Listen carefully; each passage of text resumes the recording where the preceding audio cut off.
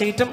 And then he says, teach them to observe all things whatsoever I have commanded. నేను మీకు ఏ సంగతులను ఆజ్ఞాపించితినో వాటన్నిటిని గైకొనాలని ఆ సంఘానికి మీరు బోధించండి. In other words, discipleship. ఇంకో మాటలో చెప్పాలంటే వారిని శిష్యులుగా తయారు చేయండి. Evangelism, church planting, discipleship. సువార్తీకరణ, సంఘ స్థాపన, శిష్యరికం. This is the purpose of our preaching. ఇది మన యొక్క ప్రసంగములో ఉద్దేశమై ఉండాలి. The Great Commission does not end with the preaching of the gospel. గొప్ప ఆజ్ఞ అనేది సువార్తీకరణతో ముగించబడటం లేదు. In this Great Commission you have church planting and discipleship. ఈ గొప్ప ఆజ్ఞలో సువార్తీకరణ ఒకటే కాదండి, సంఘ స్థాపన, శిష్యరికము మనకు కనబడుతున్నది. That's what the preaching of the cross accomplishes. క్రీస్తు యొక్క సిలువ సువార్త మరి సాధించగలిగినటువంటి గొప్ప ప్రతిఫలం ఇదే. And this is what is lacking. ఇది నేటి క్రైస్తవ్యములో చాలా కొరతగా ఉంటున్నది. When people trust the Lord Jesus Christ as their Savior, ప్రజలు యేసుక్రీస్తునందు ఆయనను తమ సొంత రక్షకునిగా విశ్వసిస్తున్నప్పుడు they are not making disciples out of them. వారు ఆ వచ్చినటువంటి ప్రజల్ని శిష్యత్వంలోనికి నడిపించటం లేదు. So you find Christians who are not rooted and grounded in God's word. మనం అనుకుంటాం క్రైస్తవులు దేవుని వాక్యములో లోతుగా నాటబడ్డారు, అభివృద్ధి చెందుతున్నారు. No. కాదండి. They don't know the Bible. వారికి బైబిలే తెలీదు.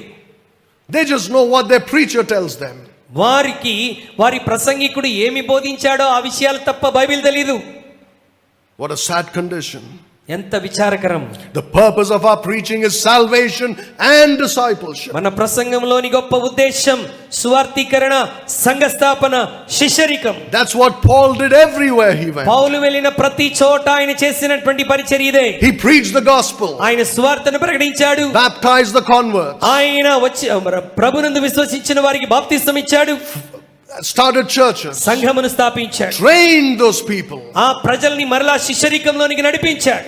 And they went out and preached the gospel. శిష్యులుగా మారినటువంటి వీరు మరలా వెళ్ళి సువార్త ప్రకటించడం మొదలుపెట్టారు. That is how God works. ఆ విధంగా దేవుడు పనిచేస్తాడు. So you have the peculiarity of our preaching, the particulars of our preaching, and the purpose of our preaching. మన సువార్తలోని ప్రాముఖ్యమైన విషయం, సువార్తలోని సందేశం, సువార్తలోని ఉద్దేశం ఏంటో మనం విన్నాం. Let me tell you about the power of our preaching.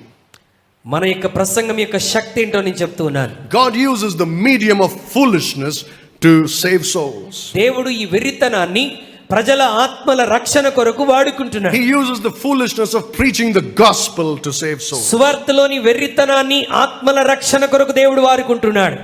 Now what does Paul talk about his own preaching? పౌలు తన సొంత ప్రసంగాన్ని గురించి ఆయన ఏం మాట్లాడాడు? Let's go back to 1 Corinthians chapter 1. With this I will close. మరలా మొదటి కొరింథీ పత్రికలోనికి మనం తిరిగి వెళ్దాం.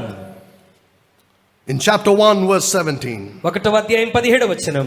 He says, yeah, you can read. బాప్తిసం ఇచ్చుటకు క్రీస్తు నన్ను పంపలేదు గాని క్రీస్తు యొక్క సిలువ వ్యర్థము కాకుండానట్లు వాక్చాతుర్యము లేకుండా సువార్త ప్రకటించుటకే ఆయన నన్ను పంపెను. He says not with wisdom of words. ఆయన లోకమిచ్చేటువంటి జ్ఞానం ద్వారా కాదని పౌలు అంటున్నాడు. We preach not with the wisdom of the world. మేము మరి సువార్త అనేటువంటిది లోకమిచ్చే జ్ఞానం ద్వారా ప్రకటించట్లేదు. Look at chapter 2 verse 1. 2వ అధ్యాయం 1వ వచనం.